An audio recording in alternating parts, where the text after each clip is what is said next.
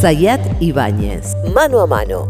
Un podcast sobre política y economía argentina.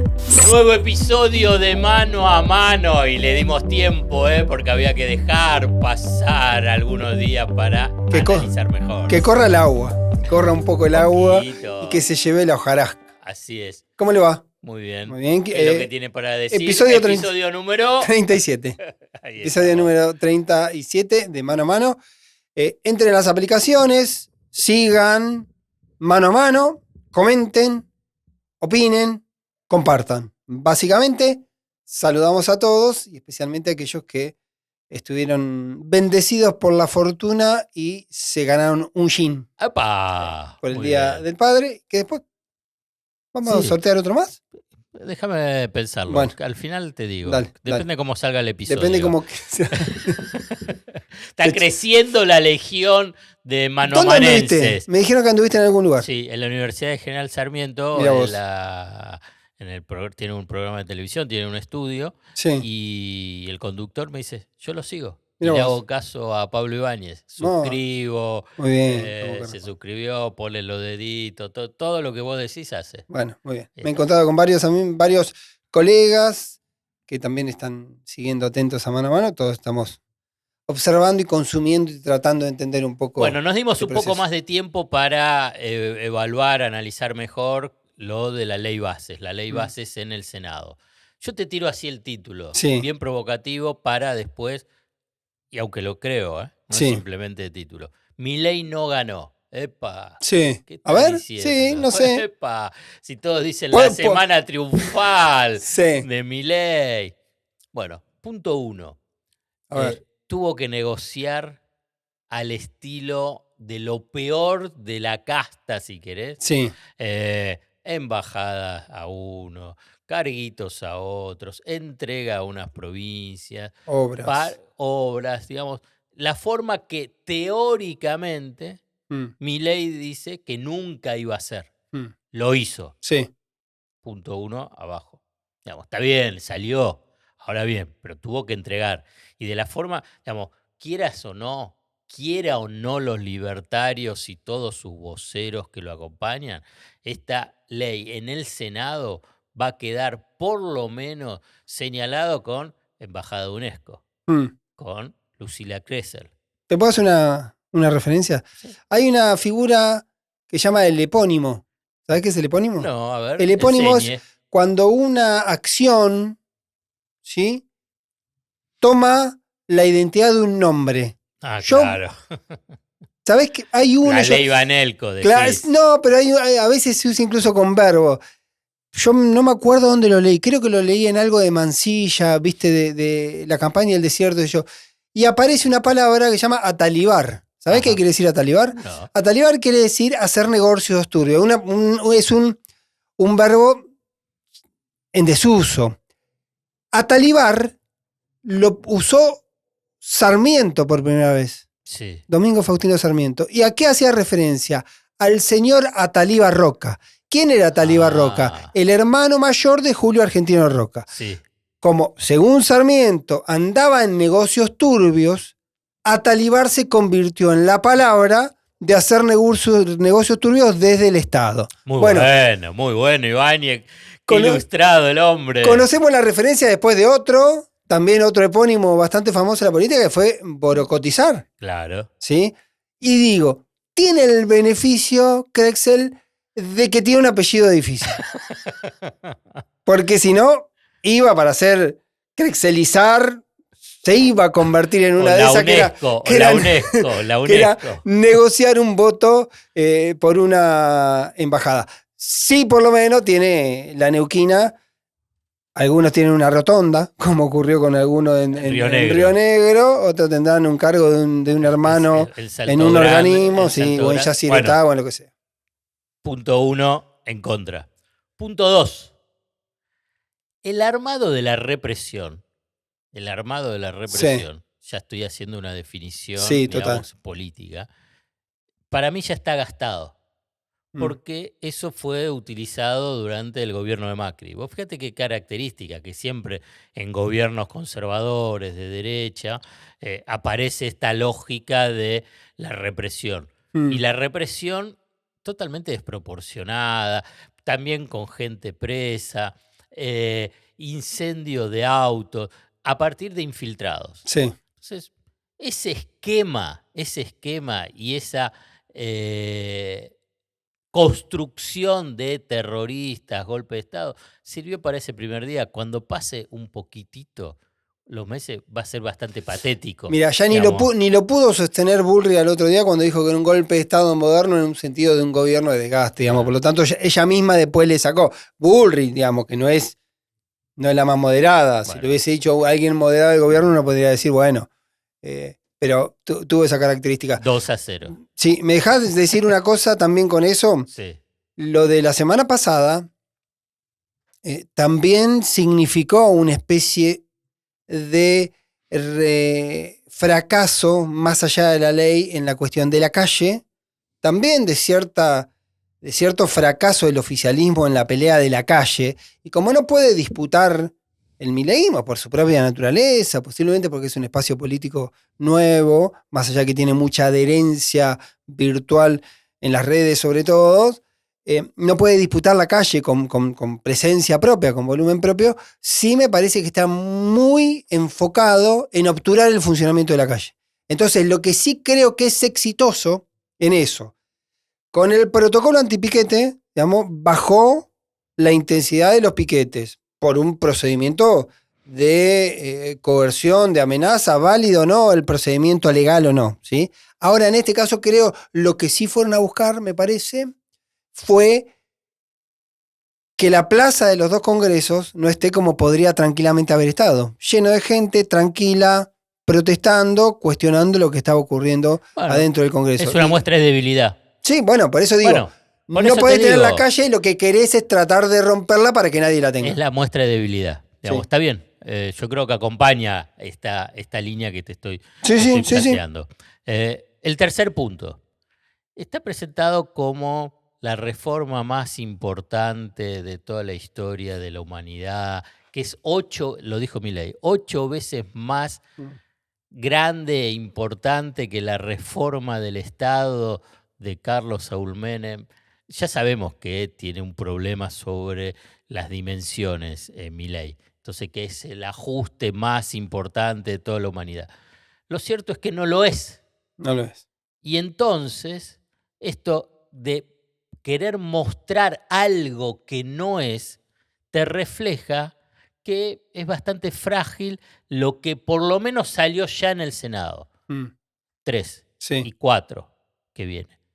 Tuvo que entregar un montón de cosas. Cierto que ahora viene el juego en diputados, que ahora vas a contarlo un poco vos, digamos, porque si no, podía no salir. Entonces, ¿cuál es el juego? Bueno, entrego la lógica de la política y acá va a tener que romper algún tipo de acuerdos, pactos, creo yo. Ahora me lo vas a explicar o especular al respecto. Sí. Porque si no, con todo respeto, muchos de los senadores se van a convertir en profilácticos. Porque si no, ¿qué van a decir?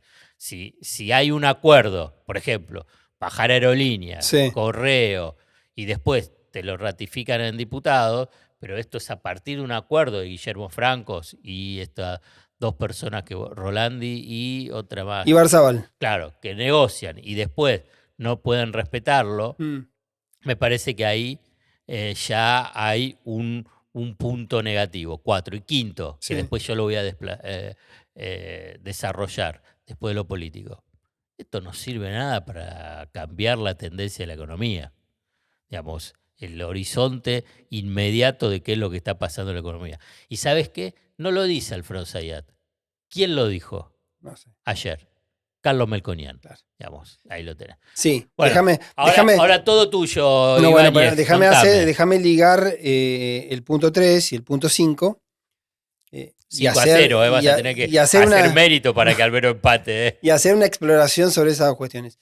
Lo que está claro, que la ley que pensó, la reforma que pensó Sturzenegger, fracasó con la ley ómnibus.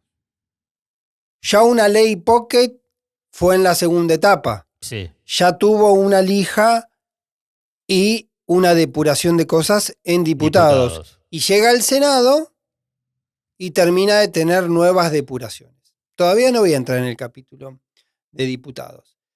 Esa primera secuencia te dice que no es la ley que pensó Sturzenegger, no es la primera ley que Milei consideraba que era la abrepuerta del mundo, era el camino a Australia para convertir a Argentina en una Australia imaginaria. Fue pasando por distintos trabajos, pero también es cierto que hubo un efecto boomerang que en un momento el gobierno necesita tener una ley. Y necesitaba tener una ley. Y para tener esa ley hizo todo lo que vos dijiste. Un punto. Porque necesitaba tener una ley. Entonces en ese proceso aceptó. Después hay una derivación que tiene que ver con el procedimiento. Y esto me lo decía un senador. Como que se gastaron toda la plata, simbólicamente, digamos, en la ley bases y se olvidaron del paquete fiscal. Porque la ley bases, que hubo un procedimiento un poco por administración, por mala praxis, por diferencias hacia adentro de los espacios opositores, la ley base fue una votación prácticamente empatada todo el turno, en la general y en buena parte de los capítulos. Dale. Hizo que Victoria Villarruel tenga su momento de magia y de protagonismo. Ahí está, 6 para mí. Encima pierde Milei porque tiene mucha centralidad. Fue notable. Sí, tuvo. Es como que le dejaron el escenario para el lanzamiento presidencial de Villarruel. Bueno, ahí ocurrieron varias cosas. Uno de los datos llamativos, yo lo escribí el otro día en Cenital, es que los santacruceños solo estuvieron en el recinto para el 36-36, casi que votaron en contra en general. Sí. Y se abstuvieron en particular en prácticamente toda la ley base, lo cual es muy paradójico. No solo porque en la primera instancia arman el empate para que desempate Villarruel, sino porque en parte del capítulo que integralmente rechazaron, en algunos capítulos, si votaban los santacruceños negativamente, se caía el capítulo. Por lo tanto, hay mucho juego sinuoso por parte de los actores que es muy propio cuando hay una votación de este orden. Quiero hacer una pregunta, porque es lo de Villarruel. ¿Qué pensás, qué deducís, qué especulás a los hermanos Milei, a Karina y a Javier? Mucho no le gustó. Ahí está. No, mucho no le gustó. Hay que ver si en todo este procedimiento de comportamientos peculiares hubo alguna maniobra de negociación de Villarruel para que ese escenario, ella ayudara a construir ese escenario, o fue una casualidad, sumatoria de inconsistencia. Pero digo, observamos ese detalle. Los santacruceños en general votan en contra y después en particular se abstienen. Entonces es una cosa decir, como la totalidad no, pero partículas especiales no tengo opinión. En muchos casos ocurrió. Algo similar ocurre con Lustó. Lustó permite la votación, creo que es una concesión que le termina haciendo al partido, casi una sesión, y después vota en contra, retiene la votación en contra, pero dice, bueno, facilitás que se trate una ley que vos prácticamente de punta a punta votaste en contra. Pero hay un dato más que tuvo que ver con el peronismo. ¿Y por qué digo que muchas veces tiene ese juego particular? Los 3 senadores de Unión por la Patria, los 2 catamarqueños y Carolina Moisés de Jujuy, que votaron a favor del RIGI, avisaron en el bloque que ese iba a ser su voto, avisaron en lo que no sorprendió a nadie, ¿sí? Defendieron su postura y hubo una especie de aceptación en el bloque y no hubo una presión extra, porque si esos votos migraban en otra dirección tampoco alcanzaba para frenar al RIGI. Sí. Quiero entender, digamos, que hay muchos comportamientos que uno tiene que empezar a explorar a la hora de las votaciones. Por eso es especialmente importante la administración o la discusión que se va a dar en torno al regreso a diputados. Porque el regreso a diputados, donde hay una cuestión reglamentaria, yo, la verdad, mi mirada es que la ley que diputados puede insistir, pero eso es una interpretación de sentido común, no soy un jurista, digo. Gil Domínguez dice que los capítulos que se rechazaron en el Senado no se pueden tratar en diputados. Por ejemplo, ganancias y bienes personales. Eso es especialmente delicado por dos cuestiones. Una primera cuestión es que ganancias de toda la ley bases y el pacto fiscal en términos globales, recursos inmediatos. 60% de lo de ganancias va para las provincias. Sin ganancias, en esta ley los gobernadores no reciben guita. Pueden recibir imaginario de inversiones y qué sé yo, pero no reciben guita fresca y periódica, como es el caso de ganancias, que es coparticipación y es goteo diario. ¿Sí? Por lo tanto, los gobernadores, cuando salió lo de los senadores, dijeron, hermano, ¿qué pasó acá? Y perdió 41-31. Digamos, también hay que explorar el concepto de que los senadores son los gobernadores. Porque hubo 41 votos de senadores que votaron en contra de eso, entre ellos la Unión por la Patria y los radicales. Pero hay un factor más, después se le puede buscar la forma, pero en general, cuando el Congreso trata una ley y esa ley es rechazada, no se puede volver a tratar hasta el próximo periodo legislativo. O sea, que ganancias y bienes personales. Si esto se da por caído, ganancias y bienes personales, no es que la semana que viene manda otra reforma de ganancia o de bienes personales. Pierde hasta el año que viene. Franco dio a entender que podía mandar otro proyecto. Bueno, digamos, no entiende. No sabe. Después será judiciable o no. De hecho, yo creo que va a terminar siendo judicializado. ¿Qué cosa? Si aún... Insisto, es una... Si diputados... Es una postura de sentido común. No es, con ganancia y bienes personales. Si el diputado dice, insisto con el proyecto original, que era ganancia, con ese tope, y bajar las alícuotas de bienes personales, yo insisto con eso, creo que puede haber gente, y puede haber amparos colectivos diciendo, no, esto está mal, esta ley es inconstitucional, se judicializa y genere un problema con el tema de ganancias. Estoy poniéndolo como escenario. Ahora, por eso también es especialmente sensible, porque es guita de las provincias y porque si se cae y se da por hecho que se cae, no podés retocar o no podés volver a tocar esos dos capítulos hasta el año que viene. No es lo mismo que ocurre con la reforma previsional, porque la reforma previsional eliminada no llegó al recinto, no se votó en contra. ¿En el Senado? En el Senado. Lo bajaron del dictamen. Claro, lo sacaste del dictamen, no fue como ganancia sometido a votación y perdió. Lo sacaron. ¿Y entonces? Bueno, puede ser que sí, en el caso de la moratoria previsional, también será discutible. El gobierno agarre y diga, empecemos a discutir una reforma de la moratoria previsional y hagamos un diputados, o sea que no puede insistir. Sí, podría insistir. Por eso digo, vamos a estar en la misma discusión. No se trató en diputados. Entonces, el Senado. Ese capítulo en el Senado no lo trató, no dijo ni sí ni no lo trató. ¿Y entonces? Entonces, también va a estar la misma discusión jurídica de decir reglamentaria si diputado puede insistir con el proyecto original. La tesis es que si vos pudiste modificar parte de un artículo, lo que vale en particular podría valer en general. Si yo puedo decir, este capítulo le saqué un pedazo y lo traté, el otro podrá decir, no, yo lo eliminé del capítulo, se aplica el mismo criterio. Pero es sentido común, no soy constitucionalista y sé a ciencia cierta que hay una discusión entre constitucionalistas que está todavía ahí resuelta. Están muchísimos,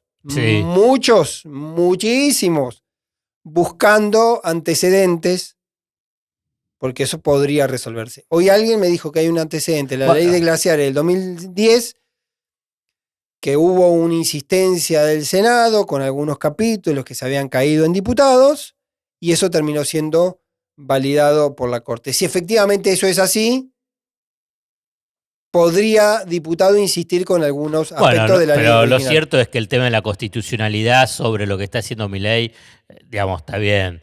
Por ahora, bueno, poco importa, porque tenés ya el DNU 70, que tenés toda una sucesión de inconstitucionalidades y la Corte Suprema de Justicia está mirando otro canal. La diferencia que tenés ahí es que el DNU, hasta que no lo volteen, no está vigente.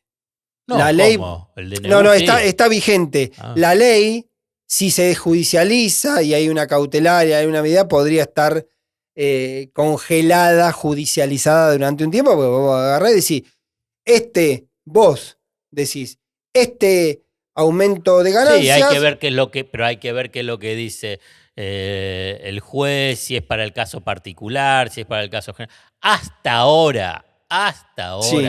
sectores del Poder Judicial han estado jugando a favor de este esquema político, para ponerlo, Sí.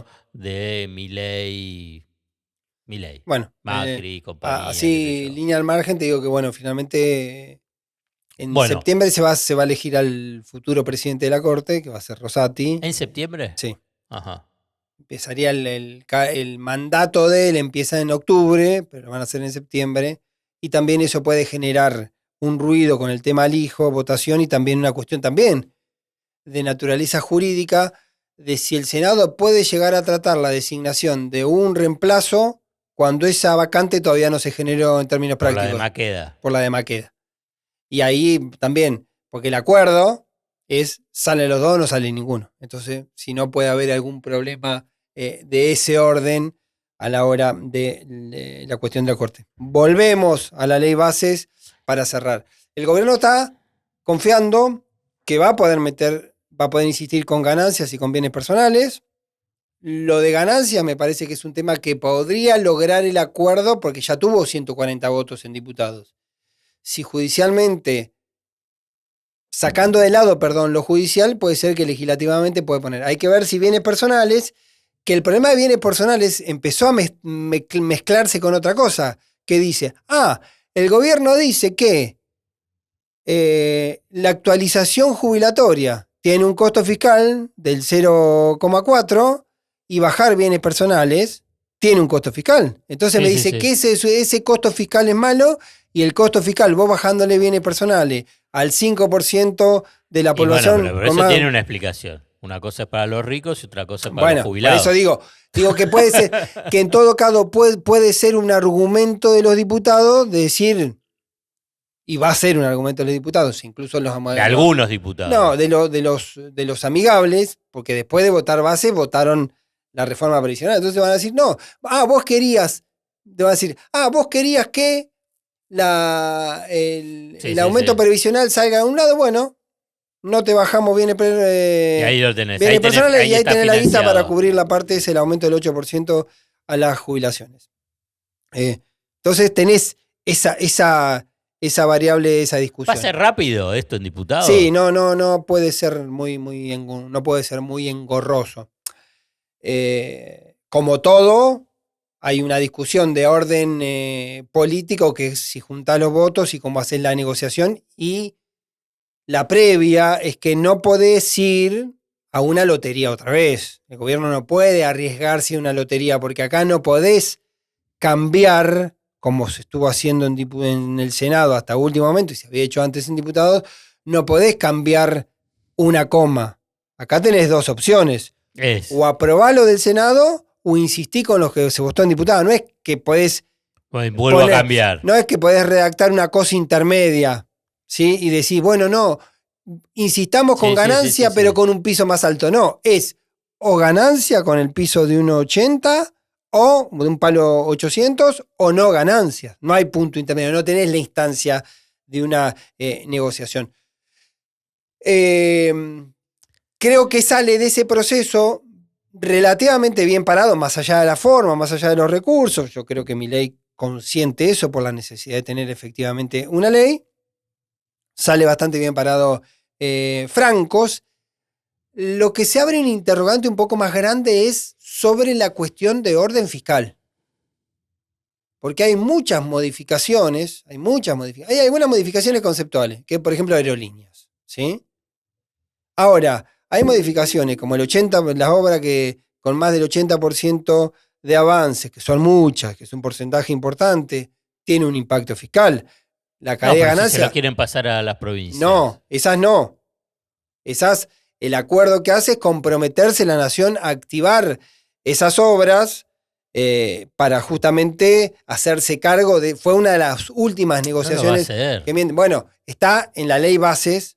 Está establecido como un artículo agregado por el Senado. Quiero decir que hay varias cuestiones, incluso la ganancia, incluso lo de obras, incluso la moratoria previsional, que hay cuestiones que tienen impacto fiscal. impacto fiscal negativo que pone en riesgo la variable del superávit que es tan importante conceptualmente para Milei y para Caputo. Y la línea final, para mí, la línea final es que puede ser que la ley bases, en el esquema de votación, empezó en el Senado a dibujar un poco lo que va a ser el mapa electoral del 2025. A ver. Y yo creo que se va a confirmar una línea similar en diputados, que es, Lustó tenía que elegir un lugar, digamos, en el mundo, en el ecosistema político. Así que sos opositor o sos oficialista. Evidentemente no tiene lugar en el oficialismo, hizo un movimiento un poco sinuoso porque permitió votar y después hizo una actitud muy en contra. El permitir votar es porque dio el quórum. Porque lo mismo puede ocurrir, con los peronistas, Cuadra y Camao, que jugaron de esa manera.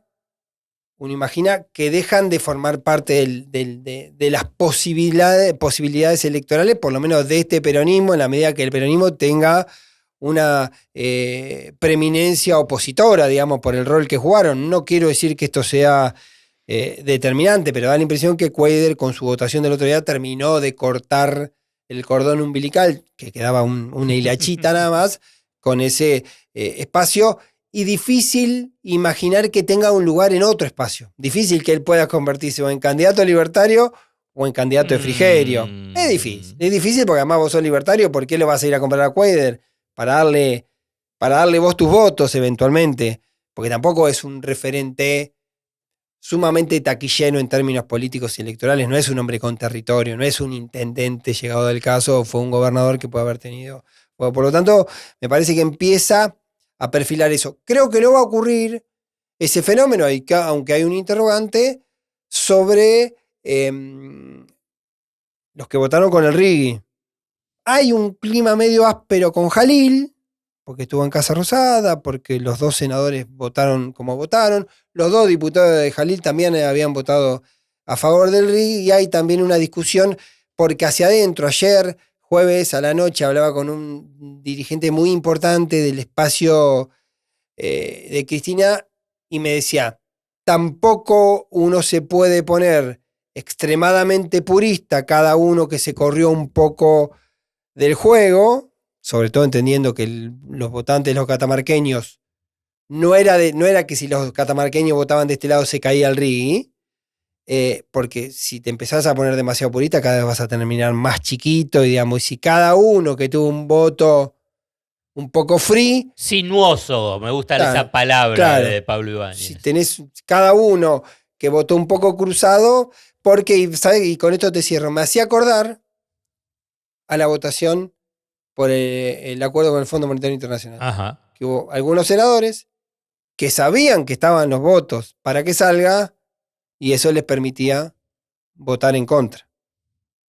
Y eso también se había hablado en el bloque, si yo estoy dispuesto a votar a favor, no, a mí me cuesta, bueno, no es necesario votar en contra porque los votos están para que salga. Bueno, uno puede aplicar que a veces esa misma lógica funciona dentro de una familia bastante atípica como es el peronismo.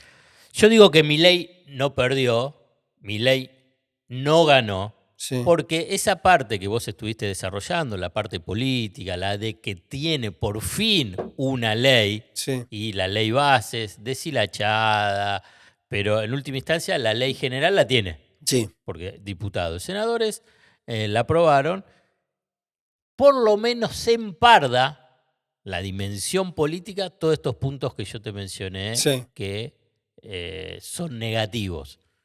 Digamos, no voy a decir Milei empató. Digo, Milei tampoco, uno puede decir Milei perdió, porque tampoco es. Pues sí, Milei no ganó. Milei no ganó. Hace como un recurso semántico. Claro, no, bueno, pero no, porque si no es una cuestión triunfalista, viste que muchos lo muestran. Sí. Pero acá le voy a agregar un punto. Sí. ¿Me dejás hacer una línea más? Sí, obvio. Yo creo que todo el trámite muy trabajoso de la ley bases también lo que hace es que me voy a arriesgar con esta definición, puede envejecer muy mal con el paso de los días. Me da la impresión yo lo atajo, que no hay margen para que haya una segunda ley bases. porque mucho dice Sturzenegger, tengo 3.000 reformas, Sí. mucho dice Milei, este es solo el principio. Bueno, vos adelantaste ya hace bastante que Macri, después de esta, Bueno. si no hay un acuerdo, entregas de parcelas del poder dentro del gabinete, va a decir, arréglate por tu cuenta, ¿no? ¿Algo por el estilo? ¿O me estoy equivocando? No, es lo que viene advirtiendo. Macri también venía advirtiendo. Que tiene llega caminos sinuosos. Llega hasta marzo, llega hasta abril, digamos. No, dijo hasta junio. Sí. No, hasta junio que tenía tiene que plazo cambiar. y tenía para eso. Digo que este antecedente también va a dificultar muchísimo el avance, por lo menos de mega reformas. Posiblemente entienda que puede ser más quirúrgico con 2, 3, 5 leyes más específicas que se pueden negociar y posiblemente acordar previamente. Pero ahora, la ampulosidad de una ley bases 2, otra vez con 600 capítulos, ya tuviste 6 meses para sacar una ley muy disminuida, aunque tiene naturalmente algunos capítulos muy cuestionados. Avanzo, Dale. entonces, en este Milei no ganó, respecto a la dimensión que puede tener la ley bases en relación a tanto la sustentabilidad política, que está íntimamente ligada al destino económico. Y entonces te voy a poner 3 antecedentes que a vos te van a gustar. Sí. Ley de reforma laboral de Fernando de la Rúa. Salía porque si no el gobierno se debilitaba. Ahí apareció la Banel con el Senado. Digamos, era una cuestión vida o muerte. Sí. La Ibases también parecía vida o muerte. Sí. Fue muerte. Segundo antecedente. En eso tenían razón, no salió y fue muerte al final. Porque renunció Chacho y después salió. Y se precipitó. La reforma laboral. Y tuviste esa crisis. Segunda, ley déficit cero. Sí. Julio del 2001. Estaba Domingo Felipe Cavallo. Tiene que salir sí o sí porque así vamos a tener el apoyo del Fondo Monetario Internacional, de los inversores del exterior. Digamos, así se va a poder sostener la convertibilidad. Julio del 2001. No tengo que decir qué pasó después, ¿no? Claro. Pero era vida o muerte. Sí. ¿no? Bueno. Y el tercer antecedente, ley de reforma provisional, diciembre del 2017, gobierno de Mauricio Macri. Tiene que salir sí o sí, nos reprimimos, guerra, entre comillas, entre cascotes, policía. Tiene que salir sí o sí porque acá viene además a pedido del Fondo Monetario Internacional y para dar confianza.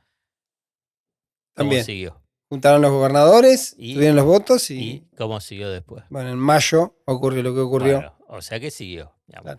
Entonces, ¿tenés otros antecedentes? No, es que iba a agregar 2 cosas que posiblemente sean más complicadas, pero algo similar uno podría leer del otro lado con la 125. Sí, pero fue al revés. No, bueno, pero la 125 después derivó en la derrota electoral del 2009. Con derrota electoral, sí. Después se recupera electoralmente en el 2011. Y también algo parecido. Es cierto, me lo mencionaron también, pero en sentido inverso, porque ahí perdió.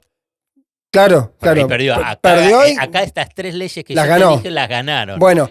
Las ganaron en votación, eso Sí. Y lo otro que sale, pero que también fue dramático para el oficialismo, fue acuerdo con el fondo. Sale. Y ahí, muy bueno. Lo tomo, me encantó. Entonces, 4 antecedentes. ¿Qué es lo que quiero decir? Es que los gobiernos, y ya de la Rúa, Macri, Cristina y Alberto, ponen sobre las leyes una carga política. Me encanta. Totalmente desproporcionada, sin sentido, que si ahí se juega la fortaleza, la debilidad, el destino del gobierno, puede ser por los años, no es así. Y quiero decir, la ley bases tampoco es así. Tiene ese mismo destino. Hay una sensación, también creo que está muy cruzado por el clima de la política. Y porque también si vos estás invitando a una épica por la positiva o por la negativa, tiene que ser toda vida o muerte. Pero todos sabemos que la ley bases, ¿sí? La ley bases aprobada no va a convertir a la Argentina en Australia. Y posiblemente la ley bases aprobada tampoco vaya a convertir a la Argentina en Somalia. ¿Sí? Ninguna ley es el fin de los tiempos, ni ninguna ley es el futuro garantizado. Ahora bien, muchos pueden decir, bueno, pero la ley bases entonces sí puede generar mucho daño. Daño en cortísimo plazo, vinculados con aspectos laborales. Hay que ver qué pasa con lo previsional, si va o no va, incluso también con respecto a cuestiones fiscales. Con el RIGI, hay que ver qué tickets de $200 millones aparecen. Leí unos nota que hablan hasta de $80 millones. Es como, ¿viste? Los que juegan al truco. Sí. Quiero ver. Sí. Está bien, quiero verla, porque, ¿viste? Ahora empiezan a tirar números. Y entonces, para cerrar, y para hacerlo en forma sintética, ya te dije, digamos, esta línea. Es decir, la dinámica económica no va a estar modificada por la ley base. Claro. Y por el consciente juega por otro camino. Viste que el primer día salió hasta Galperín. La verdad da vergüenza ajena, con todo respeto a uno de los hombres más ricos del mundo, de Argentina y del éxito de Mercado Libre. Pero que salió a hablar que porque subieron las acciones, los bonos. Bueno, entonces, es una tontera, pero tan grande. Pero, digamos, me da vergüenza ajena que alguien pueda decir, bueno, ¿se dieron cuenta? Y al otro día bajó. Claro. ¿Y después qué es lo que va a pasar? Me parece interesante esta observación que haces vos, porque también puede haber cierta tendencia a creer que los mercados son la economía real. Entonces, que haya rebotado por bases y por inflación, los mercados ya hayan tenido, que venían de semanas malas, que venían de semanas complicadas por el dólar, que haya tenido una pausa. Por esto también pone sobre la mesa el impacto político de la medida, genera algo de euforia y expectativa. Pero ni eso es duradero en el tema. No es que la ley base dentro de 10 días te va a seguir garantizando que el dólar esté quieto, digamos. No se va a ocurrir, digo. Pero si no hay dólares, si no aparecen dólares, ¿sabes qué es lo que pasa con la ley base? Va a quedar como parte de esa anécdota de del gobierno libertario de Milei. Y fíjate que el que aparezcan dólares y la necesidad de dólares, ¿sabes quién lo dice? No lo dice Zayat, no lo dice otros economistas, otros periodistas, lo dijo el propio Caputo. Claro. Y Caputo, digamos, en una cosa parecía un sincericidio, dijo, sí, nosotros vamos a hacer un nuevo acuerdo con el fondo para que vengan más dólares, para que vengan más recursos. ¿Qué significa? Porque no los tenés. Sí. Esta es la lectura clara. Bueno, ¿bajamos la persiana? La dejo con una cosa, porque esto lo vamos a ver el fin de semana. Vamos a volver a grabar en 10 días, quizá. Sí, señor. Sí. Tengo una intuición. A ver. Que en 10 días también esto puede envejecer mal. Que en 10 días vamos a tener otro gabinete.